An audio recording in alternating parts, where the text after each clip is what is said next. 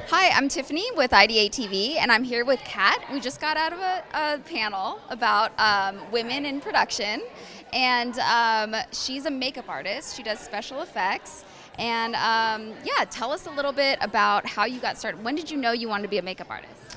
Well, my name's Cat Paschen. We're at San Diego Comic-Con. So I am a makeup artist. I specialize in special effects makeup, and I guess I didn't really know I wanted to be a special effects makeup artist growing up. I didn't really know working on film and television was a thing as a makeup artist. I just, I loved makeup, and I have always really been artistic my whole life. I was painting and sculpting and drawing ever since I was a child. So just doing makeup kind of came naturally to me. It's just another art form.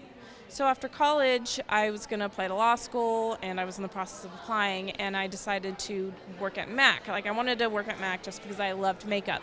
So I applied to Mac while I was in the process of applying to law schools, and I just kind of fell in love with working at Mac and makeup, and I worked there for about a year and learned as much as I could. And I had a friend who was working on a film at the time, and she was like, hey, why don't you come assist me on this film? And this is in San Francisco, not in LA, where, there's filming all the time. They don't do a lot of film in San Francisco. So she let me assist her, and I wasn't even getting paid. I was just going there to kind of learn and to help out. And I just fell in love with the whole filmmaking process. And I was there every day assisting her. And she got to kill some people in the film. It was this horror movie called No One Will Know, and she got to do some special effects injuries and make a dead person, and I kind of was like, I want to know how to do that. So that was the time when I started looking into going to makeup school, which they really only have great makeup schools in Los Angeles or New York, because that's where they do film. So I looked into a school called Makeup Designery, which is in Burbank, California, and I moved to LA to go to this school to learn special effects makeup. And after going to school, I just kind of, fell in love with the whole special effects makeup process. And I still do a lot of beauty makeup, and that's my original passion, my original love. But, smoky eyes get kind of boring. There's only so many smoky eyes you can do before it's repetitive. And I think that's why I'm more drawn to special effects. It's just a bigger artistic outlet, and the possibilities are endless of what you can create. Monsters, creatures, vampires, dead people. You can do so much with special effects, and I just fell in love with the whole creative process, basically. And film work is really the only way you can get paid year-round to do special effects makeup. If you are a makeup artist in other parts of the country, you're basically just doing beauty makeup. You're doing bridal, special event. You really have to live in an area where they do film work to be able to do special effects makeup year-round, not just Halloween. So, I guess that's why I stayed in LA and started working on a lot of films. Nice. Tell us about Face Off and that experience. What was that like? So Face Off, if anyone's ever seen it, is very stressful. It's on SyFy channel, and it's a special effects makeup competition show.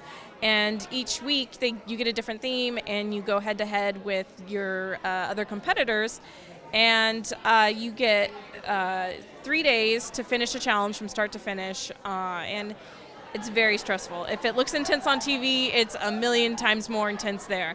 But it is such an amazing experience to be able to, it's basically you're in a candy shop for makeup artists, because they have a whole lab full of just all these different materials, anything you can think of.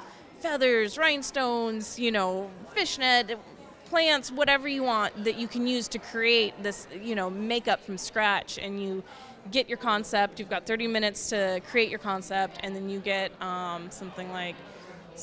Do you work well under pressure? You kind of have to. Yeah. I think, basically doing makeup for film and television is working under pressure, because you're having to get this person ready, and everyone's waiting for you on set, so you're always having to work under pressure. That definitely kind of helped train me for Face Off, because it is just pressure, pressure, pressure. You only have so much time. You have to get it done before the end of time, and then the third day you have 5 hours to do the makeup, and once the time is done, it's done, and you can't add anything else. In the real world, it's a little bit more planned out, and they give you enough time on sets to be able to plan, to have enough time to do your makeups accordingly. But on Face Off, obviously it's competition and they're only going to give you so much time. So, it's very, very stressful, but amazing at the same time, because you get to create these characters for free. Like in real life, if I wanted to create this huge ice character, it would cost a couple $1,000s of material.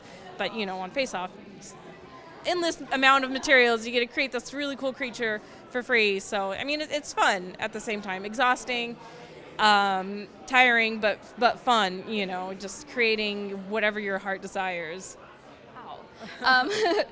During the panel, during the Q&A, there was a girl that asked for advice. She was going to start film school, and you gave her some really good advice. Could you sort of like go over like your really good advice for everybody out there on YouTube? Sure.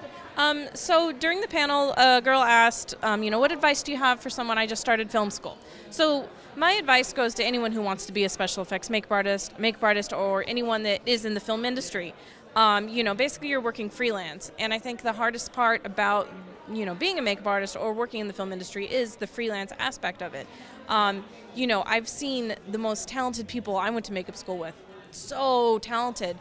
They quit after a few years because they just didn't like the freelance schedule. You constantly have to book job after job to be able to have a full-time job, to be able to do this full-time and pay your rent. You're constantly fighting to book your jobs. That is the hardest part. But, I basically told her, for the first few years, you need to, have a great attitude. If you want people to rehire you, you have to have a good attitude. Person. No one's going to want to work with someone who's mean or rude. They want to be around positive, upbeat people that they like being around for 12 hours straight or however long you're working on set. So, 1, be a good person.